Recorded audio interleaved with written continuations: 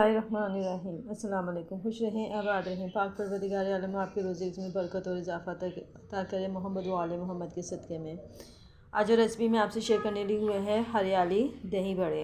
हरियाली दही बड़े बनाने के लिए यहाँ पे मैंने 1 किलो दही लिया है, उसको मैंने बीट कर लिया। अब उसमें मैंने ये हरी चटनी शामिल की है और इस हरी चटनी को इसमें मैं अच्छी तरीके से मिक्स करूँगी। हरी चटनी में मैंने 3 अदद हरी मिर्चें ली थी, धनिया और पुदीना हाफ गठी ली है। तो इनको मैंने अच्छे तरीके से मिक्स कर लिया है और इसमें अब अपनी टेस्ट के मुताबिक आप जो है नमक शामिल कर सकते हैं। नमक मैं यहाँ पर 1 टीस्पून इस्तेमाल करूँगी, आप बाद में चख के इसको शामिल कर सकते हैं। देखें और इसको अच्छे तरीके से मिक्स कर लें। अगर आपको हरियाली ज़्यादा चाहिए तो आप इसमें और चटनी शामिल कर दें, लेकिन मुझे यहाँ पे ये कम लग रही है तो मैं इसमें चटनी और शामिल करूँगी।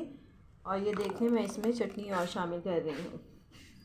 देखें, क्योंकि मैं यहाँ पे ये हरे दही बड़े बना रही हूँ तो इसलिए कलर जो है दही का ग्रीन होना चाहिए।